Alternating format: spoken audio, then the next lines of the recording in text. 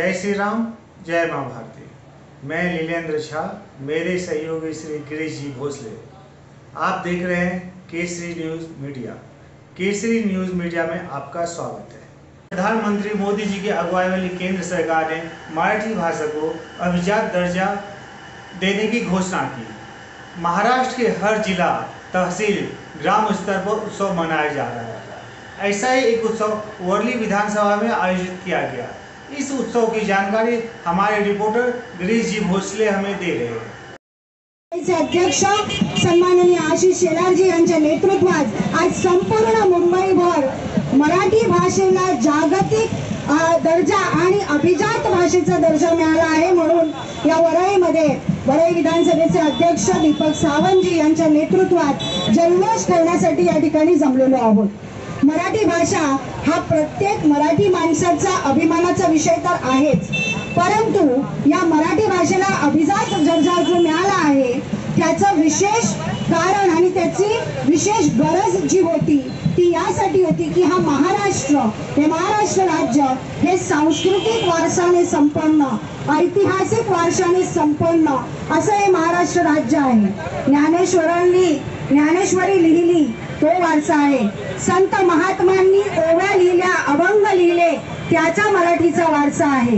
या महाराष्ट्रामध्ये अनेक साहित्यिक आहेत, त्यांनी वर्षानुवर्ष ही मराठी भाषा जोपासली, तिचं संवर्धन केलं आणि ती संस्कारित केली।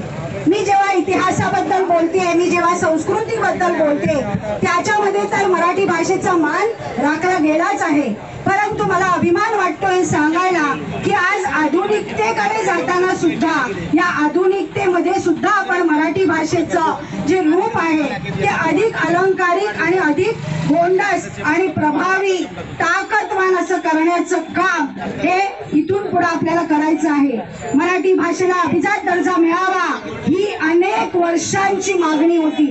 या मराठी माणसांची, या महाराष्ट्राला 12 कोटी जनतेची आग्रही मागणी होती।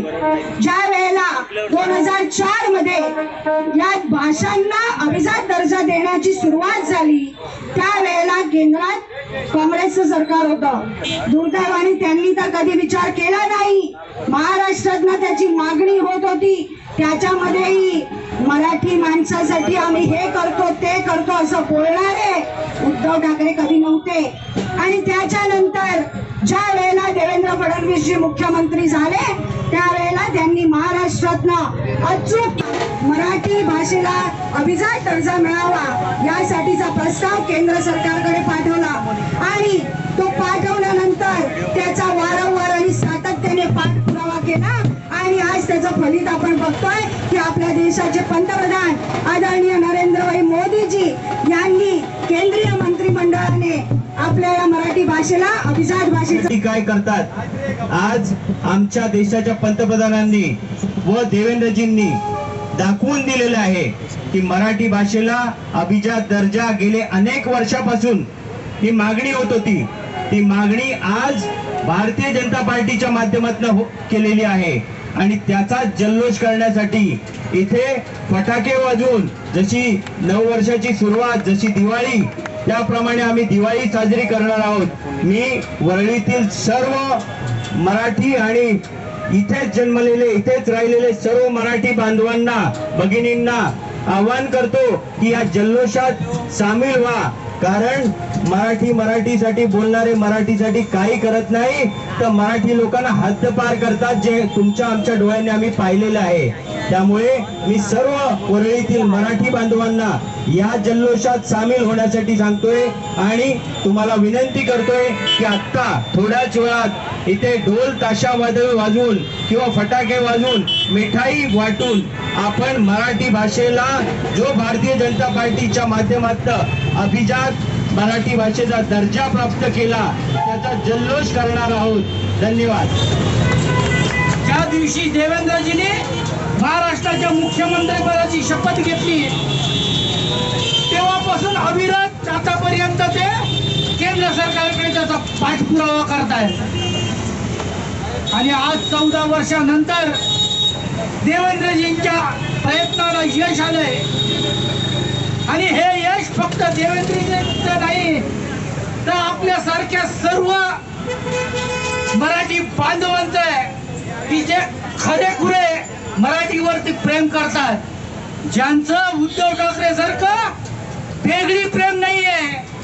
आणि म्हणून मित्रांनो, आजच्या या आनंदोत्सवामध्ये गूगल फोटो मध्ये ऍड फक्त दीपक सावंतच आहे, तर दीपक सावंताप्रमाणे त्यांच्या बरोबर आपण सर्वांनी सहभागी होऊन याचा आनंद साजरा करूया. एवढंच मी या प्रसंगी सांगून माझ्या वाणीला पूर्णविराम देतो.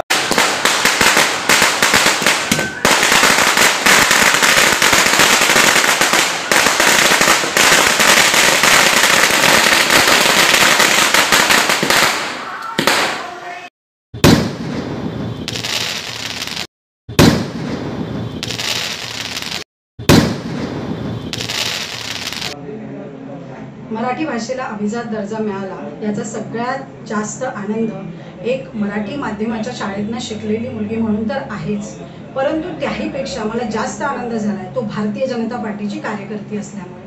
हा आनंद यासाठी झाला आहे की 2004 पासून जेव्हा इतर भाषांना अभिजात दर्जा मिळण्याची सुरुवात झाली त्यावेळेला दुर्दैवानं काँग्रेसचं सरकार होतं आणि मराठी भाषेचा इतका ऐतिहासिक वारसा, सांस्कृतिक वारसा असणारी ही मराठी भाषा असतानाही तिचा विचार केला गेला नाही. या देशामध्ये आदरणीय पंतप्रधान नरेंद्र मोदीजी यांनी धुरा हातात घेतल्यानंतर आणि 2014 साली ज्यावेळेला महाराष्ट्रामध्ये देवेंद्रजी मुख्यमंत्री झाले त्याच्यानंतर त्यांनी कुठेही त्रुटी राहणार नाही असा प्रस्ताव केंद्राकडे पाठवला आणि तेव्हापासून त्यांनी याचा पाठपुरावा करण्याची सुरुवात केली आणि त्याचं फलश्रुती आज आपण पाहतोय की या मराठी भाषेला अभिजात दर्जा मिळालेला आहे.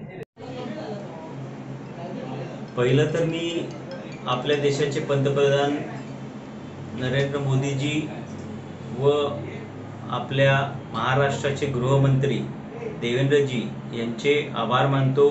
कारण सततच्या 2014 पासून जो देवेंद्रजींनी पाठपुरावा करून आज मराठी भाषेला अभिजात भाषेचा दर्जा प्राप्त करून दिला, त्यामध्ये देवेंद्रजींचं फारच मोठं योगदान आहे. त्याचप्रमाणे गेले अनेक वर्ष ही मागणी होत होती. त्यावेळेस काँग्रेसचं सरकार असताना देखील, म्हणजे राज्यात आणि केंद्रात ह्या दोन्ही ठिकाणी काँग्रेसचं सरकार असताना ही मागणी होत असताना हे काही केलं गेलं नाही. कारण काँग्रेसला कधी मराठी भाषेबद्दल प्रेम नव्हतं आणि आजही नाही आहे.